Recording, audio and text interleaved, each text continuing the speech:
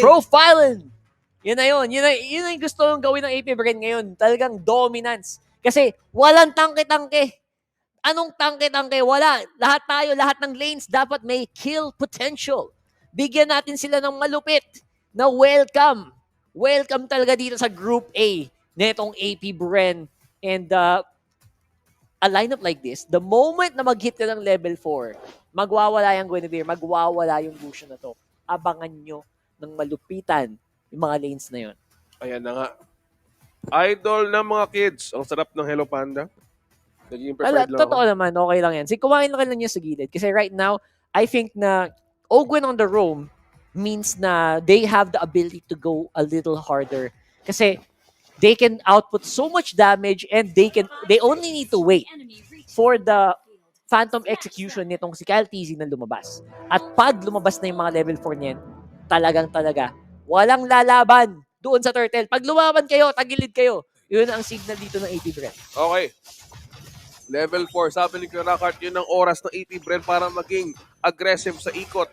Victor, onto the X board, yung jungle, for this specific game, I think advantage ng Nova Esports. Kinuha nila yung Matilda, sabi mo is the level 4 that could make things go around for AP Bren. Oo. Mas makaikot na maaga. I think this is for Nova Esports chance to utilize the Matilda early spike.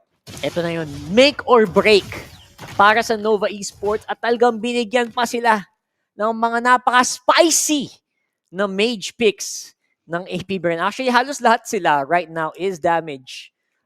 Even Flap, yung ano na yan, yung edit na yan, it's also pure damage sa totoo lang pag nag-primal rat ka. So, kahit sa ang lane, pwede silang magbigay ng atensyon. And for sure, makakalamang sila. Pero lahat yan, mangyayari sa early game. Yeah. Early Kailangan early game. Pag tumagal to, magiging mas stable yung Nova Esports. Pag nakuha na ng Flask of the Oasis tong si May, pag na-activate na yung favor boots, yon medyo mas maganda na yung position nila dito. Pero ang tanong, hahayaan ba sila ng AP Bren na umabot sa lagay na yon? Yun ang tanong. Papapatagal pa kaya yung laban na to? Okay, looks like, speaking of the early game laban, we have exchanged some Super Marco and Gogu, pero ang focus natin ngayon ay mismo kay May. Kanina pa siya naghahanap ng paraan para makakuha ng vision, but ang gusto rin bigyan priority ng Nova Esports ang EXP lane. Maganda na kaikot na mas napaaga nakuha ni Kyle TZ ang kanyang level 4 at mas magiging prepared sila umikot ng mas maayos. So now the purpose of having the early advantage of EXP is the turtle for AP Bren. So kamusta naman ngayon ang estado ngayon ng kanilang possible version setup ng Nova Esports? Right time to strike ba? Right time to contest ba? Reset mula sa turtle ngayon. Buhay pa yan, men. Kasi hindi pa sila nag-hit masyado ng spikes nila. Pero kita mo yan, si Flap, sinisimulan na Ogwen as well, diving in very, very well. Good. And so far, Nova Esports, sabi na, hindi natin kailangan makipagharapan dito. Umatras tayo sa likod. Back to back, togetherness.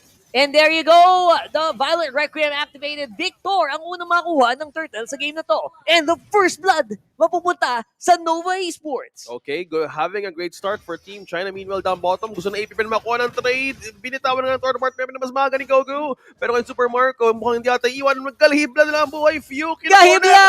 Super Marco takes the kill. Gogu is down. Trade from a turtle. Nakakuha na isang kill ng AP Bren. Super Marco secures the point. Well, definitely hindi pa rin worth na ibigay ang turtle para lang sa isang kill. Pero so far, at least ang AP Bren ngayon, napapantay nila ng bahagya ang goal dahil nga sa ginagawa nila ng macro decisions dito. 200 gold, hindi yun malaki considering na namigay ka ng isang turtle. Pero, I would say na medyo may konting slowness ang ginagawa ng ikot ng AP Bren dito. Slowness. Ay, may knock-up na mula kay Ogwen. Mukhang isa mahulit from Nova Esports. Sabi na masyado mababagal. Ito, bibilisan namin ng bahagya. Zeri is down. At dito natin nakita ang push ng AP Bren. Ang focus ngayon ng mid. Ang bilis umikot ngayon ng AP Bren heading towards the gold lane. Focus ngayon, deplete camp resources from Nova Esports. At tinan mo si Gogu nakakuha ng mga sipa mula kay Super Marco.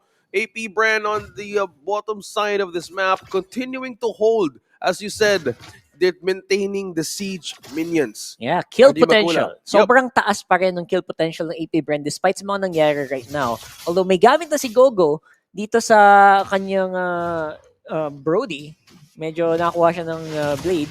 And ngayon, si Kyle TC naman, sinusubukan gawa ng paraan. Itong posibleng makunat na tropa nila mamaya, Sad Boy, missing out on the Torrent Row, still getting the kill. Para dito naman, sa AP Brand on the top side, no effort masyadong na needed. Si Few hindi din gumamit ng skills. Di pa nga niya ginagamit yung Petrify niya. So that means pag may umabante dito o pag may naligaw dito, pwede pa rin makakuha ng kill ng AP Brand. Pero right now, ang Nova Esports andun sa bandang baba. Aware din siya na pwede siya yung mauna sa sobrang dami ng CC ng AP Bren. Isa lang yung pwede kumuha ng Purify and then that could be the safety of just the Brody alone. Kailangan maging maganda yung scaling niya pero now focus on the third half HP. Knock up mo lang kay Owen. Oh, beautiful knock up here coming in from the Rome. Guinevere secures that turtle para sa AP Bren and I think pwede pa sila kumuha ng kills. Kung gusto nila, Few already have the Petrify. Activated na. Forces flicker out the Ziri as well. Go rather. On the back line, pero yung front line nila ay natutunaw na. Kyle TZ on a killing spree, 3 kills as of 5 minutes of this game. At tuloy ang knock-up, in and out lang ginagawa ngayon ng AP Brand. Oo, Dalawang Ben. natanggal. Pero focus on the gold lane. Ito yung problema ngayon ng Nova Esports. Naku, knock-up na naman! Yung mga in nila, men, napakabagsik. Kita mo naman, pag si Ogwin talaga ang gumamit, halos sure ang knock-up. Spatial migration. Grabe. Ito ang pinapakita ngayon ng AP Bren and the advantage na nakuha mo pag nagkuha ka ng Guinevere sa lineup niyo. Ang tawag doon ay Sandara Park, in or out. In or out. Am I in or out? Yun ang ginagawa ng AP Tama, Bren. yun Ayan nga na. yun. Ayun, knock-up na naman. Ay! Ay, Victor, uy, pinirmahan ni Flap. Grabe naman, hindi pa nga nakabangon dun sa Peraga Arbor niya. Tinunaw na agad. Yung mga kinakatakutan mo na walang ka ng depensa. Wala na eh. Kinuha ka na kaagad. Hindi ka pa nga nakakabuelo. Hindi ka pa, paangat ka pa lang. Wala na, ang hirap. Ito, knock-up na naman. Oy, nakap na naman! Ay, sad boy! Ay, sad boy talaga. Oh, Gwen. Ito yung problema ngayon ha. Ito yung problema ngayon. Ang daming knock-up, ang daming CC ng AP Brand. Chain, stun, CC, parang domino effect. Makahuli ng isa. Meron sa Gedli, walang problema sa AP Brand. 5.3k gold lead. Sino pwede tumangkin ito? Ay! Ay! Opo, pwede pang i-go sana ni Pew yun. May Petrify, oh. Sabi niya, you know what? Hindi ko kailangang i-risk. Hindi mo na. Slow and steady wins the race, eh. Slow and steady. Mag-hello, panda muna. Hello, banda muna sa gilid. Siyempre, hindi mo mawala yan. Hindi mo wala. Ito ah. So kung dami. Go. Oh, Worldy. paligiran. At ang buong mapa ngayon ay parang tila ba'y umaapoy. Dahil lahat ng parte ng mapa ngayon ay kontrolado ng AP Brand at Uy, Nova nakap. Esports. Nakuha naman ng isa. Owen, problemado kaya. 4 ang miyembro ang kalaban niya.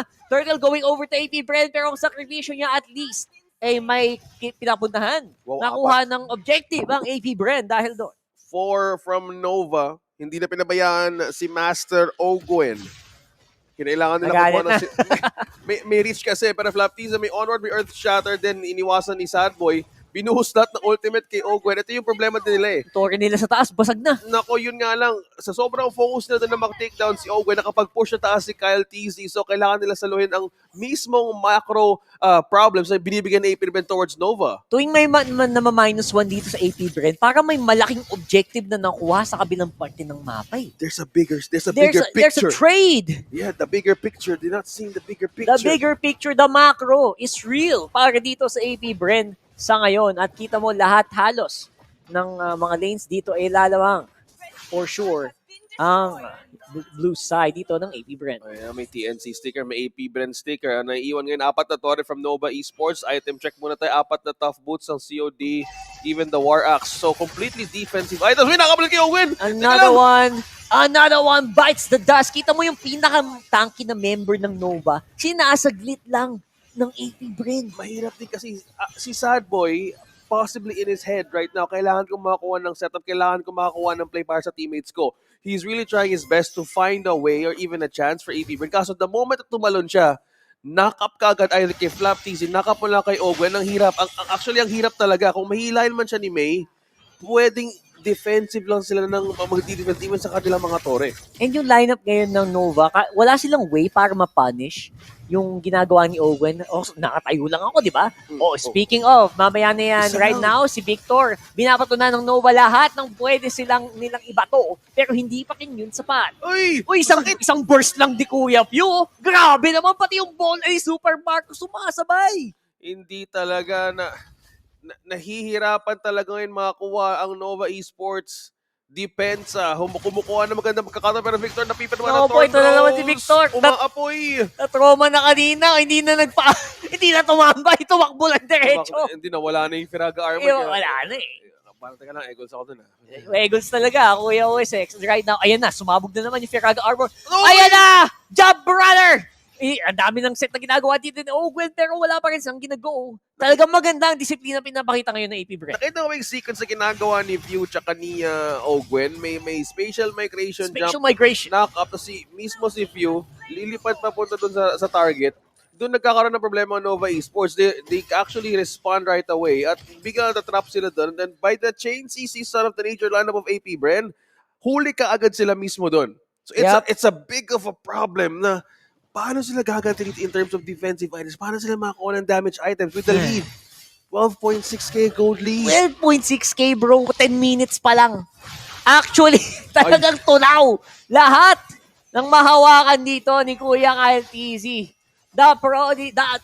Oh my God, ang tagapagmana ng espada ng mga TZ talagang binibigyan, tinutusok lahat ng pwede niyang matusok dito sa Land of Dawn right now with a triple kill para dito sa Lancelot niya. 15k gold lead at 10.5 minutes. And it looks like they're gonna go for the Maniac. And the photo finish for AP Bren. 10 minutes and 35 seconds. It's a GG for Nova Esports. Still remains on